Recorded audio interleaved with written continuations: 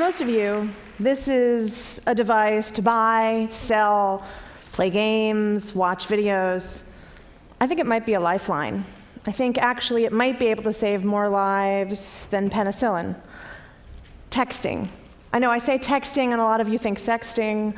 A lot of you think about the lewd photos that you see, hopefully not your kid sending to somebody else, or trying to translate the abbreviations LOL, LMAO, HMU. I can help you with those later.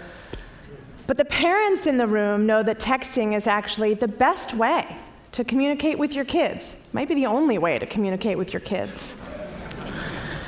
The average teenager sends 3,339 text messages a month. Unless she's a girl, and then it's closer to 4,000. And the secret is she opens every single one. Texting has a 100% open rate. Now the parents are really alarmed. It's a 100% open rate even if she doesn't respond to you when you ask her when she's coming home for dinner. I promise she read that text. And this isn't some suburban, iPhone-using teen phenomena. Texting actually over-indexes for minority and urban youth. I know this because at DoSomething.org, which is the largest organization for teenagers and social change in America, about 6 months ago, we pivoted and started focusing on text messaging. We're now texting out to about 200,000 kids a week about doing our campaigns to make their schools more green or to work on homeless issues and things like that. We're finding it 11 times more powerful than email. But we've also found an unintended consequence. We've been getting text messages back like these. I don't want to go to school today. The boys call me faggot.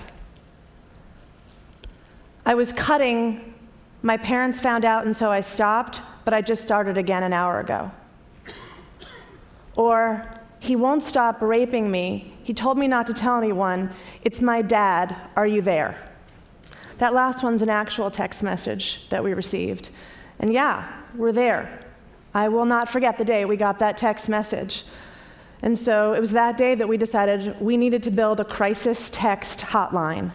Because this isn't what we do. We do social change. Kids are just sending us these text messages because texting is so familiar and comfortable to them, and there's nowhere else to turn, that they're sending them to us.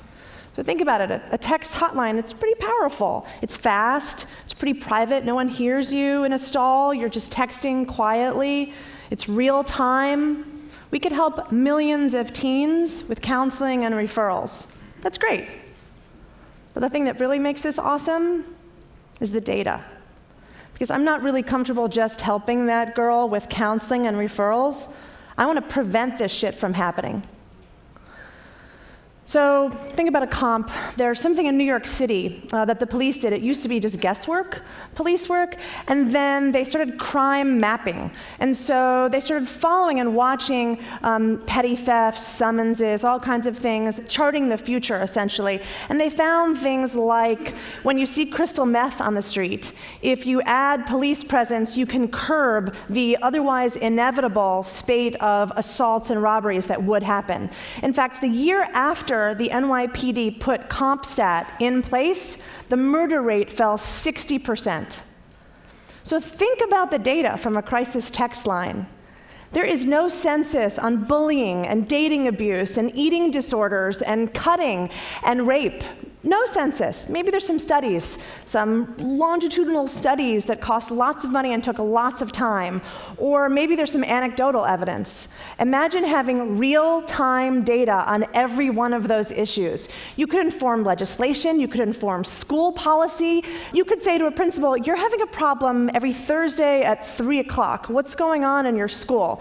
You could see the immediate impact of legislation or a hateful speech that somebody gives in a school assembly and see what happens as a result. This is really, to me, the power of texting and the power of data. Because while people are talking about data, making it possible for Facebook to mine my friend from the 3rd grade, or Target to know when it's time for me to buy more diapers, or some dude to build a better baseball team, I'm actually really excited about the power of data and the power of texting to help that kid go to school, to help that girl stop cutting in the bathroom, and absolutely to help that girl whose father is raping her. Thank you.